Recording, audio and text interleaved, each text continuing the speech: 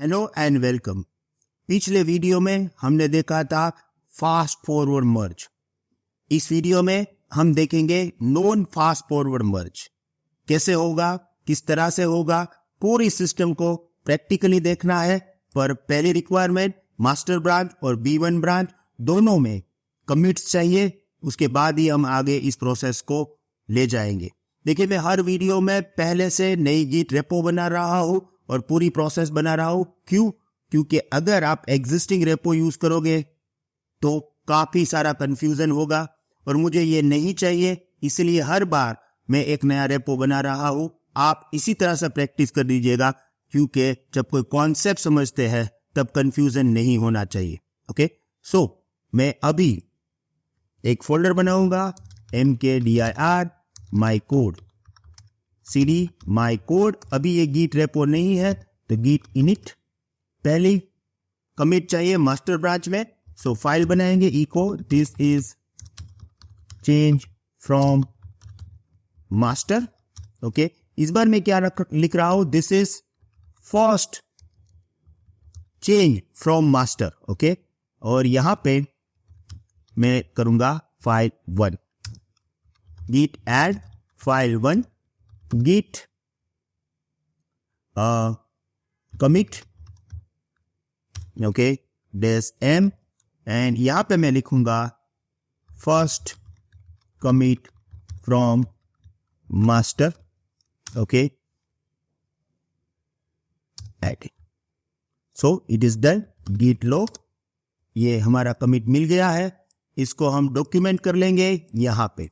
Okay, तो ये master था, यहां पे हमने कमिट किया कमिट 1, उसको हमने नाम दिया first commit from the master, और हमने एक ही फाइल यूज किया फाइल 1।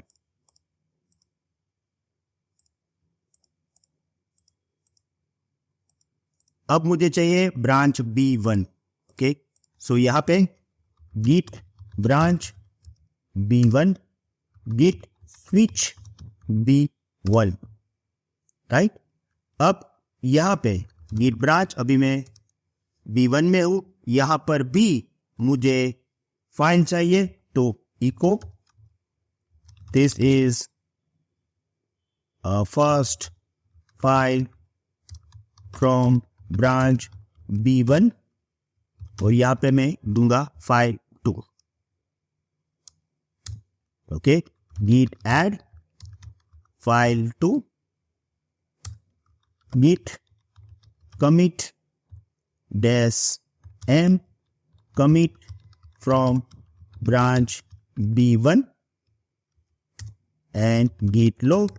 ये हमारा कमिट हो गया। First commit from the master, ये तो जब आप ब्रांच बनाते हो तो मास्टर से आ ही जाएगा। ये है यहां पर commit from the branch B1। Okay, so इसी को डालता हूं क्योंकि ब्रांच में मास्टर का तो आ ही जाएगा। तो यहां पे मैं लिखूंगा commit 1 commit from branch B1,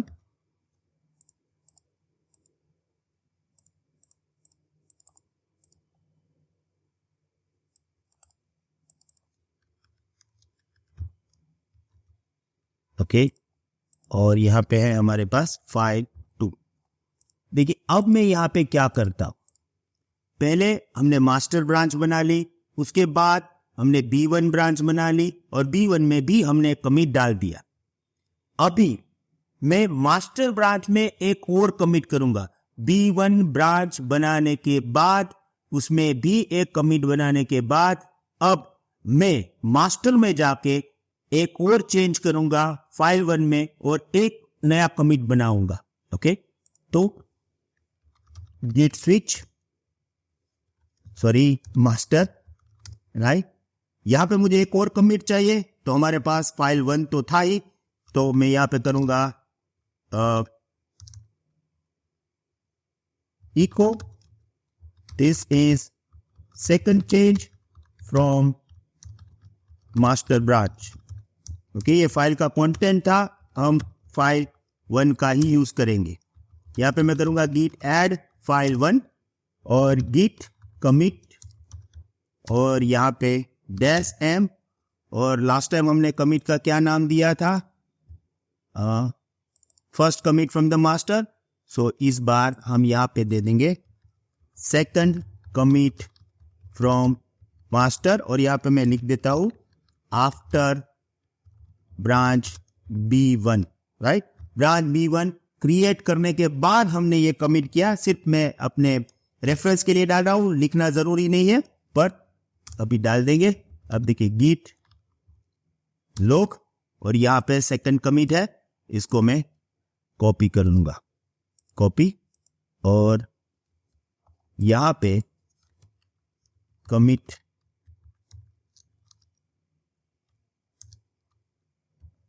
to, okay, ये अभी हमारा कमिट है, राइट। और इसका साइज भी 18 कर देंगे, और हमने यहाँ पे चेंज किया था, वो फाइल 1 में किया था, और ये जरूरी नहीं है, पर सिर्फ मैं लिख रहा हूं, ओके।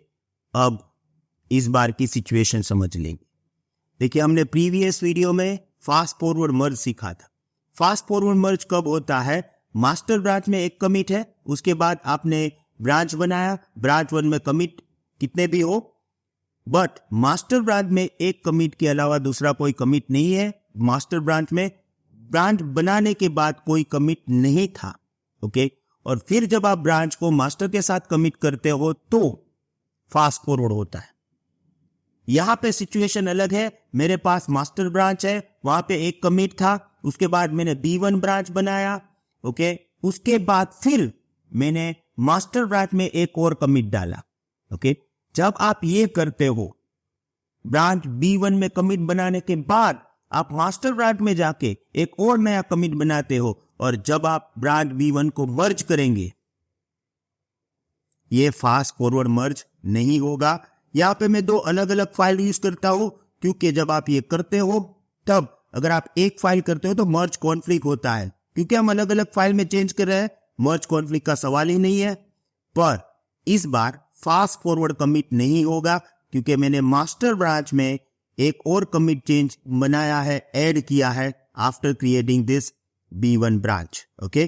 तो यहां पे मैं मास्टर ब्रांच में ही हूं, इस बार मैं कमांड लिखता हूं git merge और B1। देखिएगा मैसेज क्या आ रहा है और क्या हो रहा है। देखिए, जैसे ही मैं git कमांड दूंगा git merge B1, देखिए merge ब्रांच B1 करके एक नया कमिट बना, और ये कमिट मैसेज है merge ब्रांच B1, ओके। और इसको मैं WQ करके सेव कर दूंगा। मर्ज हो गया है सक्सेसफुल, पर इस बार मर्ज के अंदर आपको फास्ट फॉरवर्ड मर्ज नहीं आएगा। दूसरी बात है कि यहां पे क्या होगा, इस मर्ज को जो, क्योंकि हमने B1 ब्रांच मर्ज किया, तो B1 में जो भी मर्ज था उसको तो यहां पे वो ऐड कर ही देगा। जैसे यहां पे अगर मैं कहूं तो इसको तो वो ऐड कर ही लेगा, ओके। ये यहां पे तो आ ही जाएगा,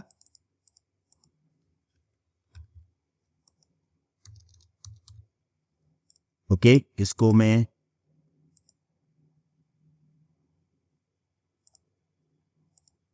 ओके। उसके अलावा वो एक मर्ज करके नया कमिट बनाएगा, यानी कि यहां पे हमें 4 कमिट मिलेंगे। देखिए, मैं मास्टर में हूं, और देखिए मैं यहां पे अगर देता हूं git log। Hello everyone, sorry to disturb you. मैं जानता हूं कि मैं बीच में आ गया। आई एम श्योर आप हमारे गिट लैब सीरीज एंजॉय कर रहे हो। वैसे इस कोर्स के अंदर हमारे 83 वीडियोस है। अगर आपको ये पूरा एक्सेस चाहिए तो आप हमारी पोर्टल से एनरोल कर सकते हो, जिसकी डिटेल्स मैं डिस्क्रिप्शन में दे रहा हूं। वैसे यहाँ पे हमारी कुछ लिमिटेशन है कि हम आपको इंस्टेंट सपोर्ट नहीं दे सकते हैं, थोड़ा मुश्किल है हमारे लिए। पर अगर आप हमारे कम्युनिटी मेंबर बनते हो तो वहाँ पे हमारा सपोर्ट इंक्लूडेड है, लाइफ टाइम अपडेशन इंक्लूडेड है, कंप्लीशन सर्टिफिकेशन इंक्लूडेड है, साथ में weekly lifetime live session with Bhavesh Attara included है। और एक बात, हम चाहते हैं कि आपकी ये जर्नी ज़्यादा से ज़्यादा स्ट्रॉन्ग हो और आपकी स्किल्स ज़्यादा से ज़्यादा अपग्रेड हो। इसीलिए हमने यहाँ पे 5 प्रोजेक्ट्स इंक्लूड किए हैं। हम यूडीमी पे भी अवेलेबल है, आप चाहे तो वहाँ से भी एनरोल कर सकते हो। अगर मैं लैंग्वेज की बात करूं तो हिंदी इंग्लिश दोनों ऑप्शन अवेलेबल है। अगर इसके रिगार्डिंग आपको कोई और क्वेरीज है तो आप मेरे पर्सनल नंबर पे कांटेक्ट कर सकते हो। मैं चाहता हूं कि आप फर्स्ट 100 स्टूडेंट्स में से हो और इस ऑफर का ज़्यादा से ज़्यादा लोग एडवांटेज लें।